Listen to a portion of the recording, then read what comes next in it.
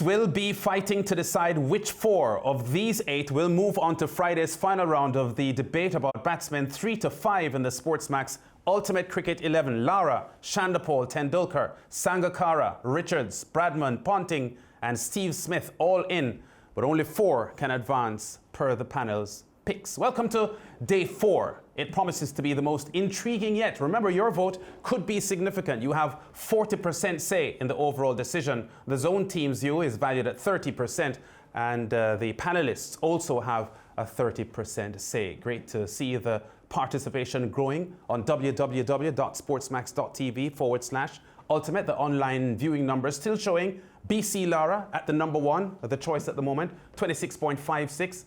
Sachin Tendulkar 18.24, Viv Richards 15.70, Don Bradman 12.16, and Ricky Ponting 6.47. Now, Mariah, we had a pretty interesting discussion yesterday as they cut from 16 to 8. There are potential wildcards standing by, and what are your thoughts on what will happen today? Even with the addition of wildcards, we have to cut down to 4 today, which leaves us on Friday to just pick 3 of 4. What I noticed though is the last time a wildcard was brought into the discussion, the wildcard sort of was wasted because yes, it was introduced and then the person that was introduced never made it to the next round. So because of the list and the caliber of the players that are part of this list, I don't know who they're going to introduce that's going to move on to the next level. It's a tough decision. Yeah, well, I can tell you that I've seen a list of the 2 wildcards, and they're pretty compelling, at least one of them, extremely compelling. Today we are joined in the studio by Orville Higgins, co-host of the popular Jamaica daytime talk show Sports Desk on KLS LAS Radio. And thanks to Orville for joining us. Cricket commentator David Brook is back. He was with us on Wednesday, and regional cricket umpire Chris Taylor. First thing to announce, Mariah and our viewers, is the wild cards. And Orville and David say they have come up with 2 names for their wild cards. All right. You know who they are? You're not sure? I would love to hear though. So let's hear from them. George Headley is one, and Kevin Peterson is the other. There's George Headley. They called him the Black Bradman, tallied 2,190 runs from 40 innings at an average of 60.83, scored 10 centuries and 5 half centuries, highest score of 270, not out, played 16 of his 22 tests against England. That is Orville's wild card. So Orville is about to stir up the pot now. Yeah, let's get David Brooks' wild card. Kevin Peterson, the Englishman, born in South Africa, produced 8,181 runs at an average of 47.28, reached 5,000 test runs in a record 4 years and 243 days. Second most runs scored in first 25 tests, 2,448 that was, scored 2,300 and 35 half centuries. I have to say that Kevin Peterson, would be the only person on this current list with a batting average below 50. But we know how exciting a batsman he is. I believe that Orville Higgins has an easier job of presenting his wild card. David Brook will have a tougher job. Let's start with you, Orville. Welcome to the show, first of all. And Welcome. And the Black Bradman stands out for you as a wild card.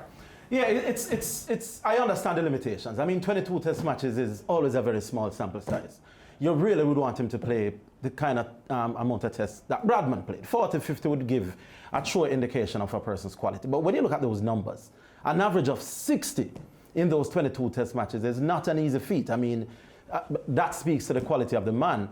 Also, in that graphic that we just saw, 10 centuries and 5 half centuries. Not too many players in the history of Test cricket scores more centuries than half centuries. It tells you that once he got a start and once he got set, then he could be a very, very dangerous customer.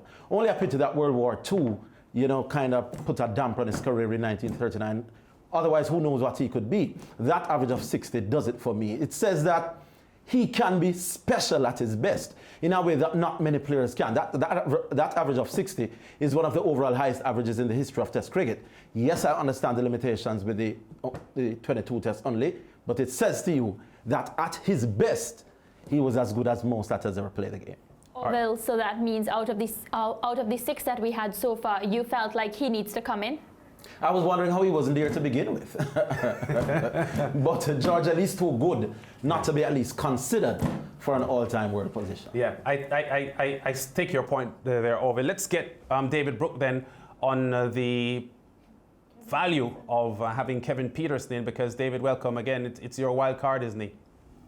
Yes, good evening, Lance and Mariah. Well, yes, he is my wild card. Kevin Peterson, a man for whom the words wild card seem to have been invented, you know, because you've got to think about his impact on the team and the opposition.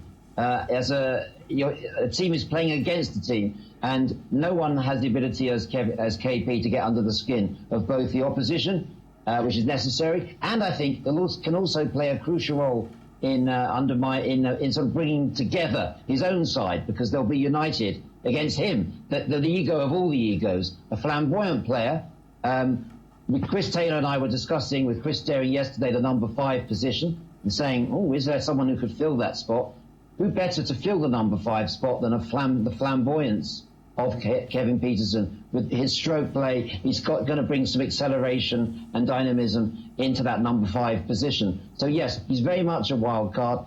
He's a controversial figure, not popular with the rest of his team, never mind all the fans. And with the ability to get under the skin and really unsettle the opposition. That's why I've got Kevin Peterson in there. Yeah. All right. We established on the opening day, or the first 2 days of the discussion, that, you know, statistics can't be an overriding factor, but we do concede that he is below 50 in his batting average, which none of the others have. I would gather that Orville, Higgins and Chris Taylor aren't fancying Kevin Peterson in this list.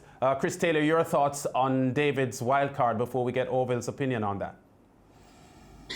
I was a fan of Kevin Peterson as well. I thought he was a very talented player, promised a lot. My problem with Kevin Peterson is I thought outside of England he was a bit inconsistent. He struggled in New Zealand, struggled in South Africa, struggled definitely in Pakistan. He even struggled against Pakistan at home. I mean, he averaged 30s against these teams. It was a struggle, and that's my issue. When you're coming into the greatest of all times, you want to look at players who generally have been consistent wherever they have gone and wherever they have performed. And I find that Kevin Peterson, as talented as he was, he's really looking to fill a number 4 spot. I heard David about the number 5. To be honest, Kevin Peterson was pretty much just okay as a number 5 batsman. Didn't bat there very often, and his statistics are pretty much average. There's many players who I think have done better at a number 5 position than Kevin Peterson. So for me, I can't see how he will dislodge one of these number 4 batsmen here. David, defend your Englishman. He's smiling. Well, yeah, what an Englishman. Englishman, English South African. I just think he brings something special. He's got that X factor. When we talk about his average, yes, he turned it on when he wanted to turn it on. His inconsistency is almost part of his appeal. When the pressure was on in those crucial Ashes matches, Kevin Peterson came to the fore. And I would have him in because the nature of a wild card is unpredictability. With Kevin Peterson, you've got unpredictability. He can have a galvanizing effect on a team, and he can turn a match. And that's what you need in that position. Who would he replace? That's my question. Who would, of the guys who are there, who could Kevin Peterson realistically displace? Because yes, statistics aren't everything, but you have to also look up. Yes, he's a game changer, but so are these guys as well. Well, in answer to your question, Chris, I can think of 2 immediately that could go. That's Steve Smith and Ricky Ponting. Both of them, I wouldn't lose any sleep. Ponting? Seeing either of them. Yes, indeed. Smith? I'd have Peterson in front of Ponting and Smith. Orville, your say, because I think you appear to be fairly comfortable with Kevin Peterson not on this list. Kevin Peterson is very, very good. If Kevin Peterson never had the kind of ego that he has, well, probably he wouldn't be as good. But Kevin Peterson is the kind of batsman that sometimes allows his ego to get in the way. There could be a game that is nicely balanced, and Kevin Peterson can on the odd day do something kind of rash. In terms of sheer talent, the ability to put bat to ball, there are not too many people in world cricket who are better than Kevin Peterson, but the truly special ones have this order of responsibility about how they go about their task. And that just marks down Kevin Peterson a little bit for me. George Headley, he's the type that at his best you could say you could put on your pot that he would turn in a high quality performance. I don't think I could quite say that about Kevin Peterson. And what we get from everybody is a sort of iffy. What if? You're saying something, David? No, it's Chris. Oh, Chris, yes. I was saying to Orville that with all due respect to George Headley, and obviously he's a Caribbean hero for us all, and a Jamaican as well. But George Headley played 16 out of his 22 games against one team. So yes, he averaged 60. Yes, he averaged 60. But 16 of those 22 games, even though it was over an entire career, was against one team. I agree. There are other guys who bat at 3 who average just as well in this list as George Headley and have played against everybody that world cricket has to offer. So how does he... Are there guys that you have there that average 60? Who are those other people that average 60? None. Apart from Steve Smith. Apart from Steve Smith. I don't know who those players are. Remember, George Headley played his entire career as a number 3 batsman, right? Yes. The other number three batsmen that we are discussing who batted at number 3 for majority or a lot of their career, Viv Richards, Brian Lara, Ricky Ponting, all of them averaged 60 and thereabouts at a number 3 position and played against everybody in the world. You're not talking about overall career stats, just batting at 3. Oh, well, but George Headley's entire career is as a number 3. And his innings as a number 3 are outweighed by the other players' innings as a number 3. I want to say quickly, though, that Orville does have a point about World War II stalling his entire career. I want to make a point quickly, too, that strike rate for getting hundreds, the Black Bradman, George Headley, and Bradman himself far outweigh any other batsman in the history of cricket as to the regularity with which they hit hundreds. Yeah. Both Bradman and Headley hit hundreds every 4 innings or every 2 matches. All of the others that are on this list, you can name them, Lara, Sangakkara, Ponting, Gavaskar, all of them, score hundreds every 7 or 8 innings, every 4 matches maybe. Both Bradman and Headley hit hundreds every second match they played. Yeah, but Lance, if you're playing against the same opposition primarily on the same surfaces, it is a lot more likely for you to do that. Hold on, Chris. To say the same opposition is a little misleading. George Headley started his career in 1930. Same opposition, I know the same team, but not necessarily the same bowlers. He basically came to an end at World War II 39. Yes, he came back after when he was past his best, but over those 9 years, in England and against England in the West Indies, he was phenomenal.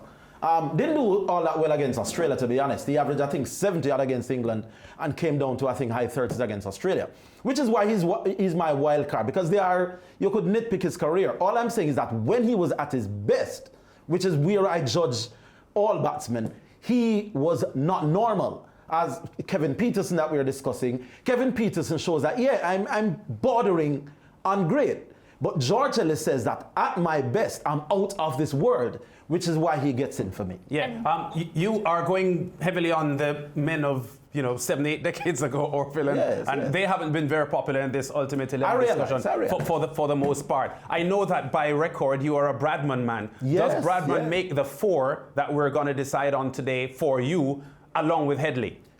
I think that we should just discuss the others. I don't see how realistically anybody can discuss whether Bradman should be automatic in any world list. So for me, Bradman makes the team, and then we discuss the others. You don't get around a 99 average after 52 tests, 29 hundreds. I mean, let's discuss the others. Bradman number 3, and then we can discuss who else joins him in the team. Well, Orville says what he says. We go to a break and come back. He will have his other 3 ready.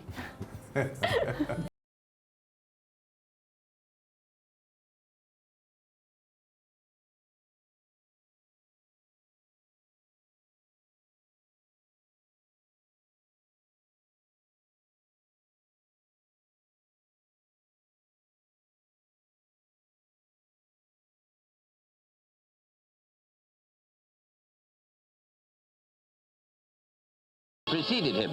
The young man from upcountry in New South Wales, who Australia said was as good as Hobbs. A claim ridiculous, of course, to Englishmen at that time.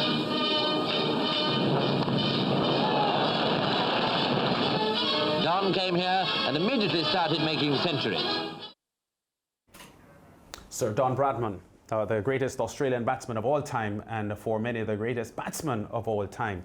And he is one of the remaining iconic batsmen in the list of 8 that we currently have. Well, 10 now, because 2 wildcards have been introduced to this discussion in Kevin Peterson and George Headley. There they are: Brian Lara, Shivnarine Chanderpaul, Tendulkar, Sangakkara, Peterson, Richards, Bradman, Ponting, Steve Smith, and George Headley. I think we're going to go straight into our debate now, gentlemen and Mariah, because we have David Brook and Chris Taylor online and Orville Higgins in studio. We have to select 4 of these 10 players to go into tomorrow's final decision, from where we'll pick the 3 batsmen who will occupy the spots 3 to 5. Let's go straight to it then. David, can you give us your preferred 4 of the current 10 that we've seen on screen? Well, obviously my wild card, KP, who's joined the discussion tonight, along with the mighty trio of Brian Lara, Viv Richards, and Kumar Sangakkara. That's my 4. That's my big 4. Mr. Chris? Yeah, Chris, your 4? My 4 is Vivian Richards, Brian Lara, Sachin Tendulkar, and Shivnarine Chanderpaul. Chanders. Orville, your 4? Bradman, Steve Smith, my wild card, Headley. And it's a little difficult, that toss-up between Lara and Tendulkar, but I'm going with Lara as 4. Yeah. Steve Smith has been a source of debate for many people. There are some who feel that because he's still an active player, we shouldn't have put him in this list. But with an average of 62, you of the 3 panelists, Orville, have included him. The others haven't. Talk up Steve Smith for us. I don't think we understand what Steve Smith is doing, Lance. I don't think too many people realize what this guy's about. Steve Smith has 26 test match centuries in 73 test matches. We can't disregard those. Gary Sobers, one of the greatest things that has ever played cricket, scored 2600s in 90-something test matches. This guy has played 70-odd test matches for his 2600s. Don't just look at that 62 batting average. This guy, the ICC has its own ratings in terms of numbers. The only person who has a higher rating at any one point in time than Steve Smith is Bradman, 947 points. You can't disregard those. Let me just give you some kind of perspective. Viv Richards played 120-something test matches. Viv Richards has 24 centuries. This guy has played 70-something test matches and has already scored more test match hundreds than the great Viv Richards. This guy has played against 9 test-playing nations. Bangladesh, he averages 29. 2 test matches. Against every other test-playing nation, he averages 40 and above. In Australia, he's a beast, averaging 70-something. Away, he averages 50 odd, where he comes down to being very, very great. And if you take into consideration that a lot of Steve Smith's early test matches, he was picked as a leg spinner, wasn't expected to do too much with the bat. So it was probably after maybe 12, 13 test matches when he started to concentrate on his batting. To average 62 with 2600s is not normal after 73 test matches. Brian Lara, who we all rate, at 73 test matches, Brian had 15 centuries. This guy at a similar stage of his career averages 12 more runs than Brian Lara. Hundreds. With 12 more hundreds. Yeah. But no, has scored 12 more hundreds, yes, but averages 12 more. Yes. I mean, Lara at that stage was averaging like 50, exact 50. How do you disregard all those numbers? I mean, I understand that this isn't a statistical-driven discussion, but when a man is scoring centuries at that rate and scoring runs at that rate and has that kind of high points marking by the ICC, like I said, only Bradman has ever scored had as higher marking. You can't go around him. Steve Smith must be included for me. Yeah, I don't think he's being dismissed. Yeah, I don't think he's because he's on the list. Well, there you go. There you go. Well, Chris Taylor, you did not include Steve Smith in your 4, as well as, Orville had a lot to say about Lara in comparison. What's your take? I my issue with Steve Smith is, as I said, I think most persons here have total respect for what he has achieved. I think one of the biggest differences for Steve Smith is the quality of bowling that he has faced now compared to those guys who Orville mentioned in the 80s and early 90s. I think the quality of fast bowling and spin was of a much higher standard. I mean, you think about the two best spinners of all time, Brian Lara would have batted to those two spinners and dominated them. You think about the best fast bowlers of all time, persons like Viv Richards, the Lillian Thompsons and so on. Viv Richards would have faced all of them. Wasim Akram, Waqar Younis in his early days and so on. All the great all-rounders. So when you look at the bowlers now, they are inferior to the bowlers of yesteryear, the fast bowlers, and the spinners as well. So I think that, to be honest, not to disregard what Steve Smith has achieved, but I think that it's against weaker bowling. And yes, he has dominated them, and credit to him. And I would also like to see where he ends up at the end of his career. I still think he has a long way to go, and you know how things can change dramatically in a career and go either a lot more positive or a lot worse. But for me, the biggest thing why I left out Steve Smith was the quality that he has faced. And to me, for you to choose the best, you want them to have faced the best or bowled to the best batsman.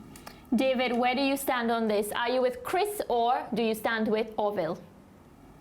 Well, I think Orville's made a very persuasive case there. I mean, Orville wasn't here to stand up for Steve Smith yesterday. And, yeah, I am persuaded by statistics, and I don't think he should be penalised for the fact that he's still playing. Yeah, Chris talks about the quality of the bowling he's played against. I mean, you know, he's had to tough it out on seaming wickets with the swing of Jimmy Anderson and Broad in the most recent Ashes series. And yet again, he stood up alone along with Labuschagne and really dominated. So the only argument I have in this ultimate Test 11 is that ultimately there's an aesthetical consideration here. I just have an issue with the aesthetic of Steve Smith. I know that he goes to sleep with his bat in his bed, and he keeps it with him the whole time. He's the ultimate committed batsman. But you know, is he going to be considered to be one of the greats with the style of batting that he has? Can I say something here, Lance? Of course. What I take Chris Taylor's point about the quality of bowling, and in any discussion about greats, quality of the opposition is something that you have to take in mind. But here's one of the problems I have, and I've had this argument with a lot of people. The double standards in which we talk about quality of opposition when we talk about some people vis-a-vis others. Ask any West Indian who is the greatest all-rounder to have played cricket, Garfield Sobers. What were the quality of the people Garfield Sobers bowled and batted to? Doesn't matter. His figures as a batsman and as a bowler are too awesome for you to disregard. Jack Callis, we could argue, played against better people. He would have played against some of the same people that Chris is talking about now, the Murray Litherans, the Shane Warnes. But how many West Indians will tell you that Jack Callis is a better all-rounder than Garfield Sobers, who played in the 50s and 60s against bowling that we don't even sure about? But we say he played from 58 to almost the mid-70s, so he came up against some good opposition. Yeah, but most people agree. I don't think it's only West Indians, Orville, that recognize Sir Garfield Sobers so highly. That's the point I'm making, though. Yes.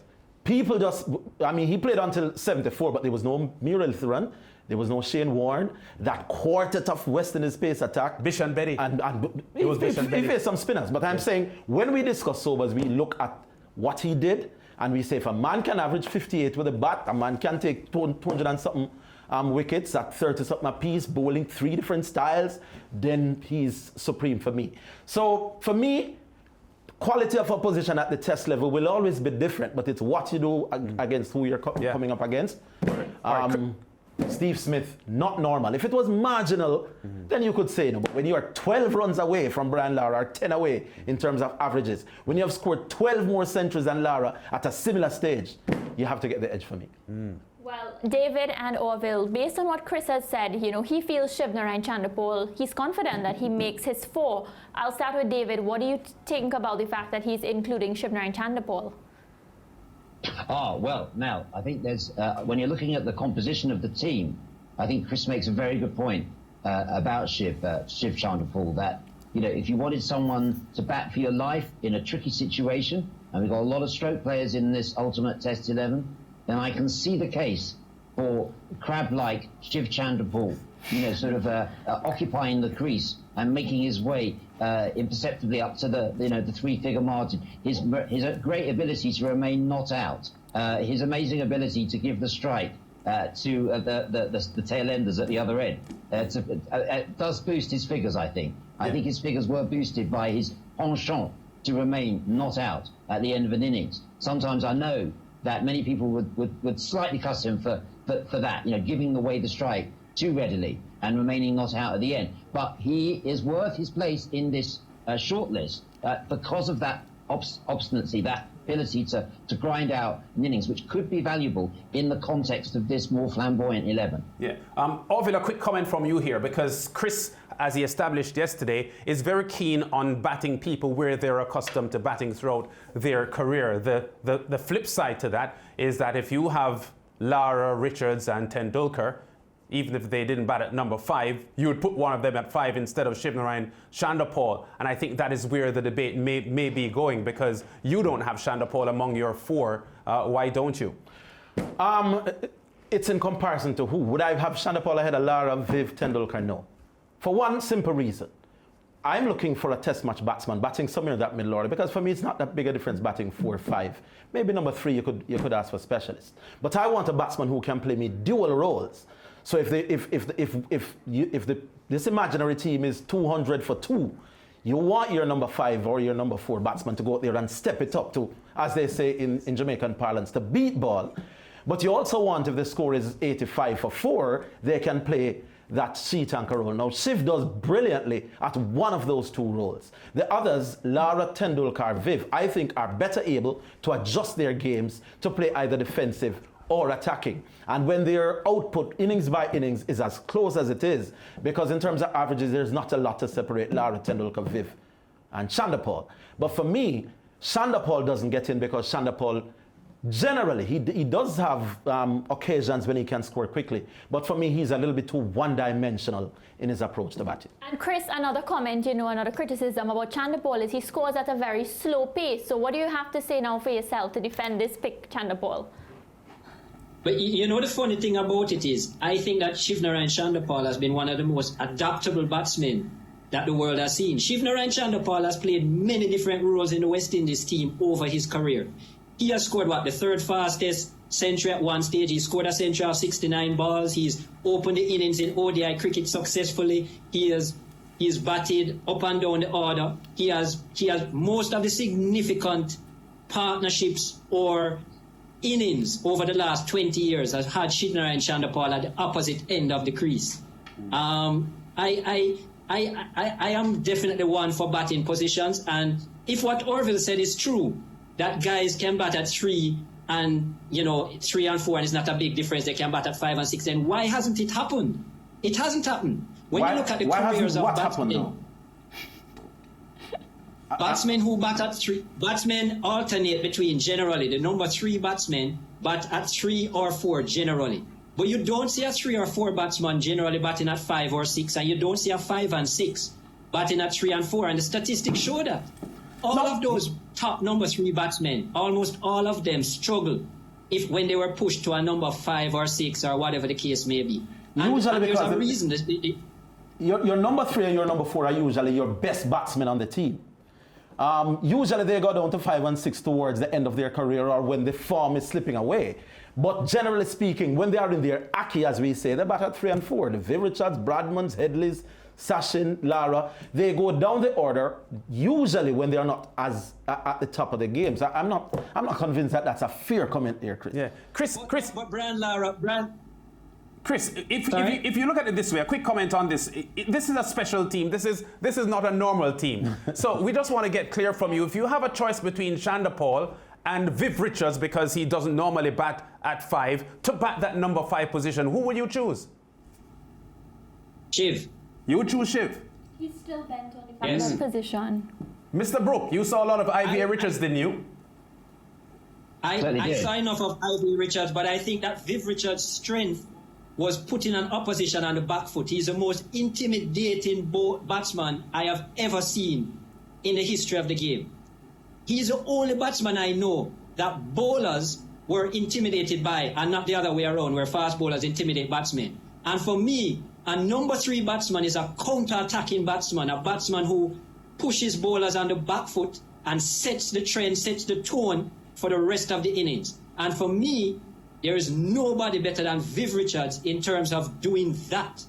Putting people on the back foot, setting the tone, weakening a fast bowling attack. And for me, that's very important in a skill set of a batting lineup. And that's Chris, you're why for arguing. me, I don't want to be the one to argue against you at all, but it looks like, are you heading here for an all West Indian 3-4-5 with Lara, Richards and Shiv? And Shiv, Declare yeah. your intentions now. Yeah, that's how it's looking. Declare your intention. I could tell you that it's probably a 2 out of the 3 just based on how things are. I mean, I am very open to hearing about another option for number 5, a viable option. But so far, from the 16 that we have had from the start, I haven't seen a number 5 to really contest with a man who has the most runs in that position, more centuries in that position. He has the best average in 4th innings of all time. Better than Lara, better than Viv, better than Tendulkar of all time. That is significant. All right. You all 3 have Lara in. Am I not right? I think all 3 of you. He just makes my list. Yeah, have Lara in the 4. Lara. In the 4, we've got to start cutting now because we have to really come down to the 4. The 10 that still remain are on your screens. BC Lara, we can skip past him because all 3 of you have him in your 4.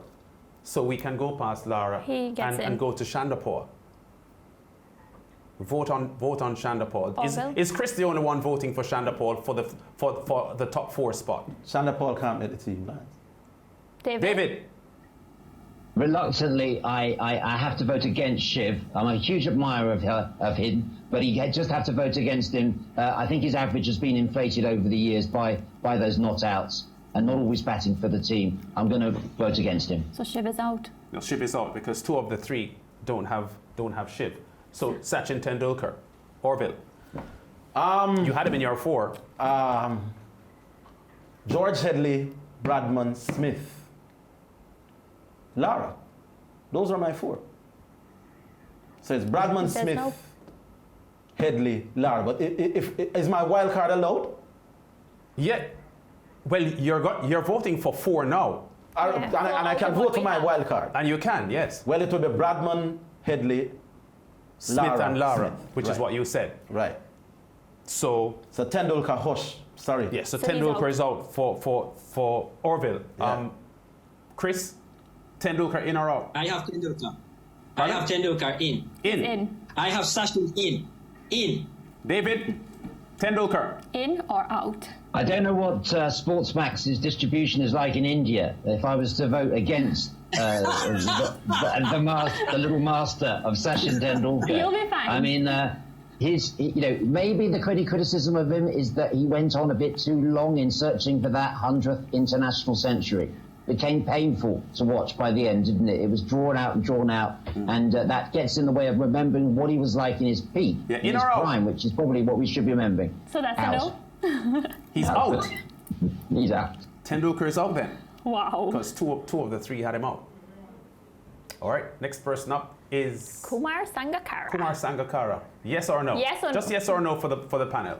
Orville? No, Sangha can't make the team. No. Sangha stuffed his average by doing brilliantly against Zimbabwe and Bangladesh. He averaged 80 out of 90 against those. Chris Taylor. Yes. Sangakkara. Yes or no? Out. Well, we don't have to ask Chris Brook then, David Brook then, because he's out. Yeah. He's out. The majority rules. Kevin Peterson. I'm almost sure he's going to be out, but let's go through the process. Orville? Out. Taylor. Out. Peterson. So he's out as well. Out, yeah. IVA Richards. Orville Higgins. Yes or no? Very own West Indian. Oh, God, I hate to say this. Out? But maybe just squeezed out on the line. So that Squeezed means out on the line. Yeah. So IVA Richards is out. David Brook. Richards in or out?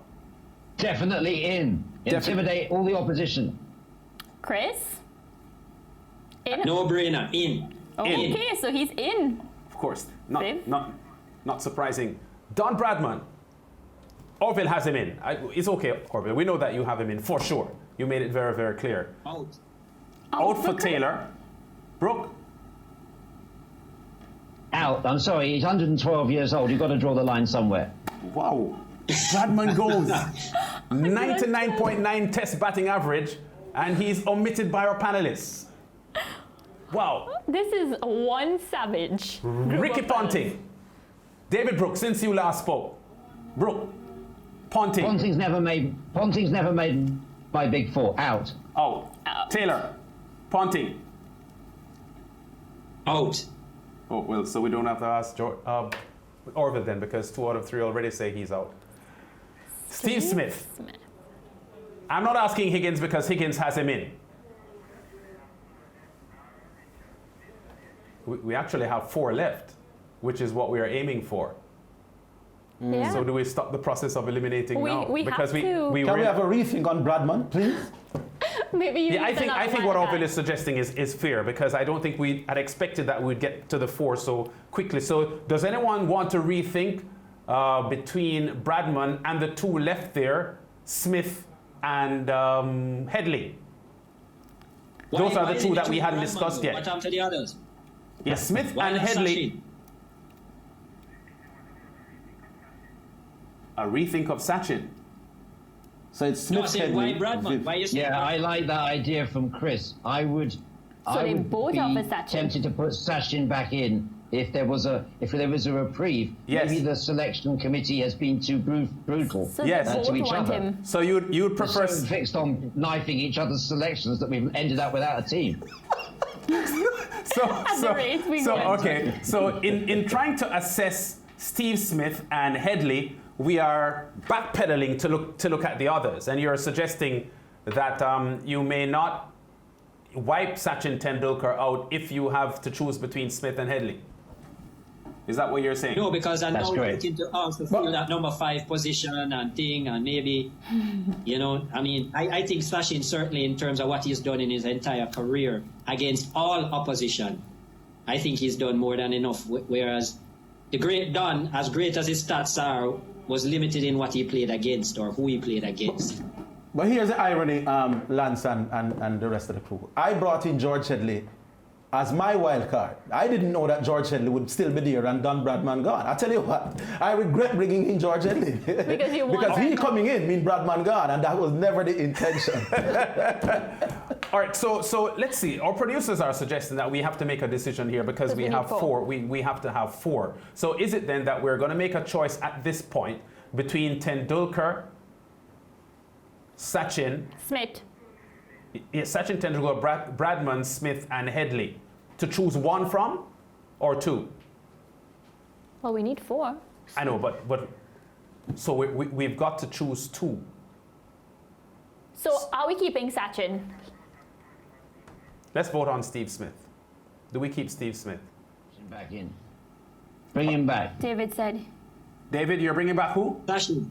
Definitely, yeah. Sachin. they both want Sachin back. So Now both that Chris, space both has Chris become and available. both Chris and David want Sachin instead of Steve Smith. Well, instead of George Headley. Instead of George Headley. So you're accepting Steve Smith then? Both of you accepting Steve Smith? I guess Smith or Headley? Which if one I do we had a keep? choice between George Headley and Steve Smith for that position, Yeah. I would probably take Smith. So Headley is going. But it's 3 we're selecting or 4. We're selecting 4. We're selecting 4, but we already yeah. Lara, Viv are safe, and we brought back Sachin. Isn't that where we are? We have Lara and Viv as safe. We brought back Sachin, so we have to choose just 1 between Steve Smith and George Headley. And Orville has gotten quiet because we've eliminated Sir Don Bradman. My vote is Steve Smith. So we're keeping Steve Smith. That's my vote. I don't know David? about David. David? Well, if we're not giving Sir Don a reprieve, then yes, I would go then with Steve Smith. I was persuaded by Orville's case for him this evening. Headley is gone. Wow. Maybe I can't believe it. Up about Headley. We have a live in-studio guest here who is a huge fan of Don Bradman. He thinks Rod Bradman is the greatest batsman of all time. And he brought in Headley as a wild card. And now both of them are out. No, because he spoke. If Orville did not speak about bringing in George Headley, he would have still been in. Bradman would have still been in. Yourself. Well, I tell you. All right. This has been a very, very grueling experience, I must say. For the West Indians at the moment standing firm. So the 4 that will go into Friday's final decision day, where we'll have to eliminate just 1 because there are just 3 batting spots. Number 3, number 4, and number 5. Lara, Richards, and Steve Smith, along with Sachin Tendulkar. I must say that I'm shocked that Steve Smith is still in. But that's just me. Orville, David, Chris, we thank you. We thank you for being on the Ultimate 11, and on Friday we sort things out. Thanks, Orville, for coming by. Yeah, He's despondent. Back after the break. We hope to see you again, Orville.